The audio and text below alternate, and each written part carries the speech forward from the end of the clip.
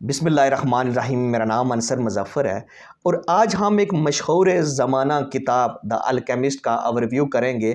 बड़ी ही फेमस किताब है। इसके राइटर हैं पाउलो कोएल्हो, एक ब्राज़ीलियन राइटर हैं और ये किताब इतनी फेमस हुई कि दुनिया की 72 लैंग्वेजेस में इसका तर्जमा हो चुका है। 140 मिलियन से ज़्यादा इसकी कॉपीज़ छप चुकी हैं और इसके जो राइटर हैं उनको नोबेल प्राइज़ भी मिल चुका है और मैं आपको ज़रूर रेकमेंड करूँगा इस किताब को ज़रूर पढ़ें। चलें आज की कहानी शुरू करते हैं।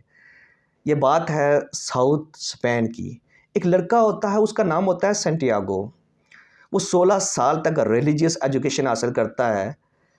वो उसके पेरेंट्स चाहते हैं कि हमारा बेटा एक प्रीस्ट बने, एक पादरी बने, लेकिन उसको इस काम में ज़्यादा दिलचस्पी नहीं होती। वो खुदा से ज़्यादा खुदा की बनाई हुई चीज़ों को देखना चाहता है। उसको ट्रैवलिंग का शौक़ होता है, वो दुनिया घूमना चाहता है।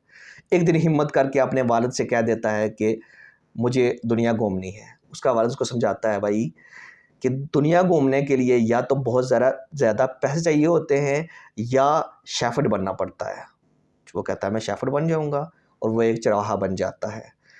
वो 2 साल तक स्पेन के मुख्तलिफ़ इलाकों में जो शीप होता है उनको चराता है और इस काम को बहुत एंजॉय करता है क्योंकि इसका पैशन होता है।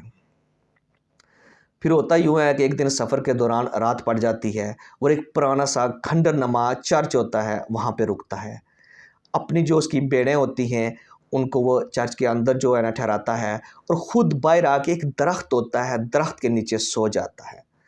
रात को उसको ख्वाब आता है। वो ख्वाब में दिखता है कि अहराम मिस्र में एक ख़ज़ाना है और वो इस ख्वाब से जाग जाता है और वो परेशान हो जाता है। परेशान इसलिए होता है कि पिछले कई दिनों से इसको ख्वाब आ रहा था कि मिस्र के अंदर जो है ना एक ख़ज़ाना है, लेकिन वो अब चाहता है कि किसी से इसकी ताबीर पूछूं।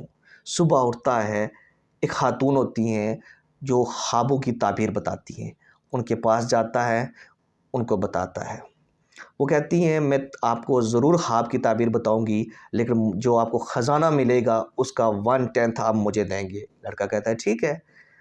वो लड़के को ख्वाब की ताबीर बताती हैं और लड़का चला जाता है। कुछ दिनों के बाद उसे एक बूढ़ा आदमी मिलता है।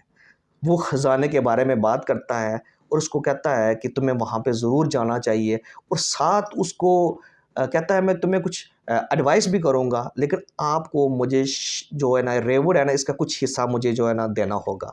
लड़का समझ जाता है कि उस औरत का और इस बूढ़े का आपस में कोई कनेक्शन है और ये दोनों मिलकर मुझसे मेरी जो शीप हैं वो हथियाना चाहते हैं।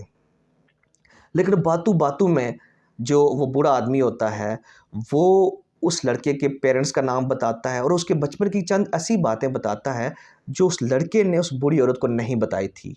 अब लड़का कुछ ना कुछ कन्विंस होने लगता है। अब बूढ़ा जो है ना वो कहता है बाद में कि मैं किंग हूँ और उस लड़के से कहता है कि आपको वहाँ पे ज़रूर जाना चाहिए, वही आपकी मंज़िल है। और उसको एक बड़ी ही फ़ेमस लाइन कहता है जो हमारे यहाँ साउथ एशिया में बड़ी फ़ेमस हुई। वो शाहरुख़ खान की एक मूवी है, उसमें वो कहता है कि जब आप किसी चीज़ को बहुत शिद्दत से चाहते हैं तो कायनात की सारी कायनात जो है ना वो उस चीज़ को आपके साथ मिलाने में लग जाती है। वो जो फ़ेमस लाइन है या डायलॉग है वो इसी किताब से उठाया गया है।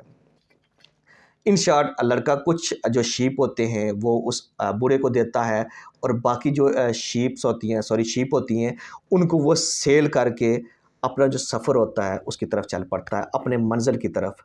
क्योंकि उसको लगता है कि मेरी जो डेस्टिनी है वो वही है, वही मेरी मंज़िल है, वही मेरा गोल है, उसको मैंने अचीव करना है। वो चल पड़ता है। समुंदर क्रॉस करने के बाद जब वो मोरक्को पहुंचता है तो वहाँ पे कुछ उसको जो चोर डाकू जो होते हैं उसको लूट लेते हैं। लड़का बड़ा परेशान हो जाता है। नए लोग, नया शहर, नया मुल्क और उसके पास कोई रकम भी नहीं है। वो बड़ा परेशान हो जाता है। वो एक बाज़ार होता है उसमें चला जाता है और वहाँ पे एक शॉप होती है। वो क्रिस्टल की शॉप होती है। वो उस आदमी से जो उसका ओनर होता है उससे बात करता है कि अगर मैं ये जो क्रिस्टल है इनको मैं सफाई कर दिया करूं और आप मुझे खाने के लिए कुछ दे दें। वो कहता है ठीक है। इसी दौरान जो शॉप होती है ना वो बड़ी खस्ता हाल होती है। उसका कारोबार बिल्कुल नहीं होता।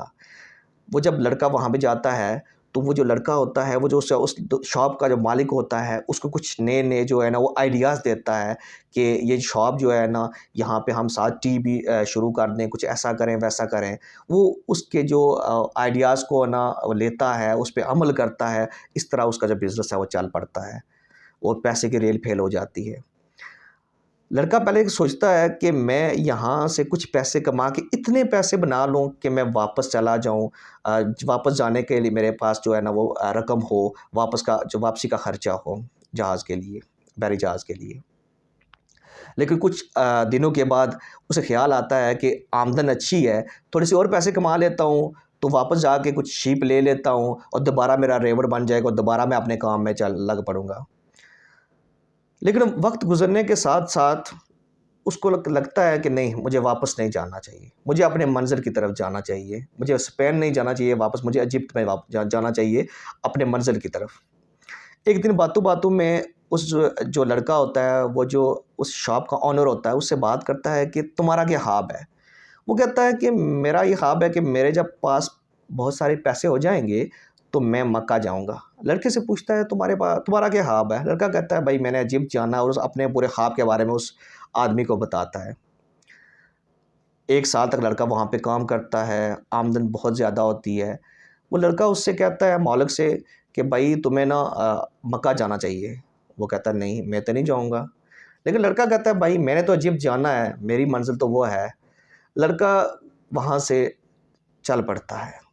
एक काफ़िला होता है जो जा रहा होता है इजिप्ट की तरफ, लड़का उसमें शामिल हो जाता है। लड़का नया लड़का था, नया एरिया था, सहारा का डेज़र्ट था और सहरा में आपको पता है वैसे भी सफ़र करना बड़ा मुश्किल होता है। वो लड़का कई महीने सफ़र करता रहता है, काफ़ी उसको मुश्किलात आती हैं, लेकिन वो अपना सफ़र जारी रखता है। जब वो पूरा काफ़िला सफ़र कर रहा होता है, तो आगे से जो काफ़िले आ रहे होते हैं, वो उनको ख़बर देते हैं कि आगे 2 जो कबाइल हैं, उनकी बड़ी ख़ौफ़नाक किस्म की जंग हो रही है। अब ये जो इनका काफ़िला होता है लड़के वाला, इनका जो सरदार होता है, ये कहता है कि अगर हम भी वहाँ पे जाएँगे तो शायद वो लोग हमें भी मार दें, तो हम जब तक जंग ख़त्म होती, हम यहाँ पे रास्ते में एक जगह होती है ओएसिस, ये ऐसी जगह होती है जहाँ पे सहरा के अंदर जो कुछ पानी खड़ा होता है और उसके आगे-पीछे आबादी होती है। वो उस इलाके में ये जो काफ़िला होता है, ये रुक जाता है और इंतज़ार करता है कि कब जंग ख़त्म होगी फिर हम चलेंगे। और यहाँ पे कहानी में एक ट्विस्ट आता है। वो ये आता है कि जब लड़का सफ़र शुरू करता है मोरक्को से, तो वहाँ पे उस सफ़र के दौरान उस काफ़िले में एक इंग्लिश मैन होता है, उसके साथ इस लड़के की दोस्ती हो जाती है। वो इंग्लिश मैन इसको बताता है कि वो एक अल्केमिस्ट से मिलना चाह रहा है जो जिसकी एज 250 साल है और वो उससे पूछेगा कि भाई तांबे को जो सोना है, गोल्ड है, उसमें कैसे कन्वर्ट करते हैं। वो चले जाते हैं। वो जब वो काफ़िला वहाँ पे रुका होता है, जो पानी के साथ वाली जगह होता है, वहाँ पे जो लड़का होता है ये स्पेन वाला, वहाँ पे इसको एक लड़की है उसका नाम फ़ातिमा होता है, उसके साथ प्यार हो जाता है, उसके साथ इश्क हो जाता है और ये उसके इश्क में पागल हो जाता है। और एक टाइम पर इसको लगना शुरू हो जाता है कि ये जो जो सोना था, जो मैंने ख्वाब में देखा था, एक जो आप कह सकते हैं ख़ज़ाना था, वो ख़ज़ाना यही है, फ़ातिमा ही है। वो जो दूसरा होता है इंग्लिश मैन, उसको ज़ाहिर है अपनी मंज़िल की तरफ उसने उसको अचीव करना होता है, उसको उसने ढूँढना था। तो वो लड़के क कहता है कि हम पता करते हैं कि अल्केमिस्ट कौन है। वो सबसे पता करते हैं, उन्हें कोई भी नहीं बताता। फिर वो लड़का फ़ातिमा से पूछता है, फ़ातिमा को जो अल्केमिस्ट होती है उसका पता देती है। वो जो इंग्लिश मैन होता है वो अल्केमिस्ट के पास जाता है और उससे पूछता है, वो अल्केमिस्ट उससे कहता है कि तुम कितने अरसे से मुझे ढूँढ रहे हो? वो लड़का कहता है जो इंग्लिश मैन होता है वो कहता है मैं आपको 10 साल से ढूँढ रहा हूँ। तो वो कहता है इस 10 सालों में तुमने खुद कोशिश की है? वो कहता है नहीं। वो कहता है भाई जो पहले खुद कोशिश करो। तो इस जो किताब से हमें ये पहला सबक मिलता है कि हमें खुद भी कोशिश करनी चाहिए। ख़ैर वो इंग्लिश मैन वापस आता है और वो वहाँ पे वो एक्सपेरिमेंट करता है और वो कामयाब हो जाता है और वो बड़ा खुश होता है। पहले तो जो लड़का होता है सैंटियागो, वो काफ़ी वहाँ पे ना मतलब आप कह सकते हैं कि मुश्किलात उसको आती हैं और यहाँ तक बात आ जाती है कि एक दिन वो देखता है आसमान की तरफ कि 2 परिंदे आपस में लड़ रहे हैं। उसको एक विजन आता है कि ये जो हमारा इलाका है जहाँ पे वरारे होते हैं पानी के नज़दीक, बाहर से आके कोई इस पे हमला कर देगा। वो ये बात बताता है जाके, जो उस एरिया का चीफ़ होता है उसको जाके बताता है। चीफ़ कहता है कि अगर ये बात ठीक हुई तो फिर तो ठीक है, और अगर ये बात झूठी निकली तो मैं तुम्हें कत्ल कर दूँगा। लड़का कहता है ठीक है। दूसरे दिन ऐसा होता है कि बाहर से कोई आके ना उन पे हमला कर देता है। ये ज़ाहिर है पहले से तैयार होते हैं और ये उनको शिकस्त दे देते हैं, और चीफ़ जो होता है वो इस चीज़ से बड़ा हैप्पी होता है, और वो कहता है कि वो उसको बहुत माल और दौलत देता है, और साथ उसको ना उस इलाके का काउंसलर बना देता है। लड़का बड़ा सैटिस्फाइड हो जाता है कि माल और दौलत भी मिल गई, उसके अलावा क्या नाम है, मैं रूल भी करना शुरू हो गया हूँ, और फ़ातिमा तो है ही। लेकिन कुछ अरसे के बाद ना उसको अपनी मंज़िल तड़पाती है, उसको कहता है नहीं, मैं इसके लिए नहीं बना, मैं बना हूँ अपनी मंज़िल के लिए, मैंने उसकी तरफ जाना है। वो फ़ातिमा से बात करता है। फ़ातिमा जो है ना वो एक बड़ी स्ट्रॉन्ग लड़की होती है। वो उसको इनकरेज करती है कि तुम्हें ज़रूर जाना चाहिए। वो उसको कहती है कि मैं एक डेज़र्ट की औरत हूँ, और मुझे पता है कि अपने मर्दों का कैसे इंतज़ार किया जाता है। तो मैं तुम्हारा वेट करूँगी, तुम फ़िक्र ना करो, तुम अपनी मंज़िल की तरफ जाओ। वो जो लड़का होता है वो इंग्लिशमैन, जो अब वो अल्केमिस्ट बन गया होता है, क्योंकि उसका जो एक्सपेरिमेंट है वो भी जो जो है ना वो कामयाब हो जाता है, तो वो भी अब अल्केमिस्ट वो हो गया है। ये दोनों चल पड़ते हैं इजिप्ट की तरफ। रास्ते में जहाँ पे वो लड़ाई हो रही होती है, वहाँ के पास से ही गुजरते हैं, और इनको जो है ना वो कबाइल वाले पकड़ लेते हैं कि आप जो है ना वो स्पाई हैं। वो कहते हैं कि इनको कत्ल कर दो। अब जो है ना जब वो उनको कत्ल करने लगते हैं अल्केमिस्ट को और उस लड़के को, तो अल्केमिस्ट कहता है आपको नहीं पता ये लड़का कौन है, इसके पास बड़ी पावर है। ये जो है ना ये जो है ना हवा में गुम हो जाता है। तो वो कहते हैं अच्छा, वो कहते हैं ठीक है, आप गुम होके दिखाएँ। तो अल्केमिस्ट कहता है नहीं, इसके लिए हमें 3 दिन चाहिए होते हैं। वो कहते हैं ठीक है, आप 3 दिन ले लें। तो वो उनको छोड़ देते हैं और कहते हैं भाई कि ना आप 3 दिन के 3 दिन साथ आगे पीछे जो है ना उनके जो महाफ़िज़ है वो बिठा देते हैं। वो लड़का जो होता है वो असल अल्केमिस्ट से कहता है तुम पागल तो नहीं हो, कि मैं क्या, मेरे पास ऐसा कुछ है भी नहीं। तो वो उसको ना एक बड़ी अच्छी बात कहता है आज मरने से बेहतर है 3 दिन बाद मरें। तो लेकिन तुम कोशिश करो कि तुम्हारे पास ना इतनी विल पावर है कि तुम बहुत कुछ कर सकते हो। वो लड़का एक दिन जाता है सहरा में, उस सहरा से डेज़र्ट से बातें करता है। फिर दूसरे दिन जाता है, बातें करता है, मतलब कोई बात उसकी नहीं बनती। और असल में ना ये इंसान की जो एक आप कह सकते हैं कि जो विल पावर है ना, उसको दिखाने की कोशिश की जा रही है कि आप जितने स्ट्रॉन्ग हो, अगर इंसान करने पे आए तो कुछ भी कर सकता है। खैर तीसरे दिन वो जाता है, डेज़र्ट से बात करता है, और डेज़र्ट से कहता है, डेज़र्ट उससे आगे बात करता है। तो वो कहता है कि तुम ना मुझे हवा में गुम करते हो। वो कहता है मैं नहीं कर सकता, मेरे पास तो ताकत ही नहीं है, लेकिन मैं ऐसा करता हूँ तो मैं हवा से तुम्हारी बात करा सकता हूँ। उसने कहा ठीक है, हवा से करा दो। फिर वो उससे हवा से उसकी बात करवाता है। तो हवा भी कहती है नहीं, मैं भी नहीं कर सकती, मैं भी किसी हुक्म के ताबे हूँ। और इसी दौरान में वो सूरज से भी बात करता है, और सूरज भी यही कहता है कि नहीं, मतलब हमारे पास वो ताकत नहीं है, हम मतलब ना किसी और के हाथ में ये ताकत है। असल में वो जिस और हाथ की बात करते हैं ना, वो गॉड की बात करते हैं, अल्लाह की बात करते हैं। हर इसी दौरान जो है ना वो हवा चलती है, और जो होते हैं बड़ी तेज़ हवा चलती है, और जो लड़का होता है वो वहाँ पे नहीं होता, और जो टेंट होते हैं वो सारे उखड़ जाते हैं, और लड़का बाद में देखते हैं कि दूसरी साइड पे खड़ा होता है। वो इससे इम्प्रेस होते हैं, वो कहते हैं वाक़ई इस लड़के के पास कुछ है, वो उसको बड़ा माल और दौलत देते हैं, और उनको जो है ना वो रवाना कर देते हैं इजिप्ट की तरफ। वो दोनों इजिप्ट की तरफ चल पड़ते हैं। एक जगह पे पहुँचते हैं तो वहाँ पे एक घर होता है। वो जो अल्केमिस्ट होता है वो उस घर के अंदर जाता है, और वहाँ पे जो है ना वो तांबे को जो है ना गोल्ड में कन्वर्ट करता है, और उसके 4 पार्ट्स बनाता है। एक पार्ट जो है ना वो जो उस मकान का जो ओनर होता है वो उसको देता है। एक जो है ना वो अपने पास रखता है, और एक उस लड़के को देता है कि ये तुम्हारा हिस्सा है, और चौथा हिस्सा जो है ना उसी बंदे को वापस कर देता है, उसको देता है कि जब ये लड़का मिस्र से वापस आएगा ना तो तुमने इसको ना देना है। वो लड़का हँसता है कि नहीं, मैं तो जब आऊँगा मेरे पास खज़ाना होगा। तो वो कहता है चलो ठीक है। इतनी बात करके जो अल्केमिस्ट होता है वो कहता है यार मेरा तुम्हारा सफ़र तमाम हुआ, अब तुम्हारा अपना रास्ता, मेरा अपना, मैं अपने मंज़िल की तरफ जा रहा हूँ। वो उससे जुदा हो जाता है, और लड़का चल पड़ता है मिस्र की तरफ। जब वो मिस्र पहुँचता है तो वो जो ख़ास जगह होती है राह में मिस्र, वहाँ पे पहुँचता है, और वहाँ पे खुदाई शुरू कर देता है। जब वो खुदाई करता है तो इतनी देर में वहाँ पे डाकू आ जाते हैं। जब वो आते हैं तो लड़के को देखते हैं कि खुदाई कर रहा है और उसकी तलाशी लेते हैं, तो उसके पास से सोना निकलता है जो अल्केमिस्ट ने उसको दिया होता है।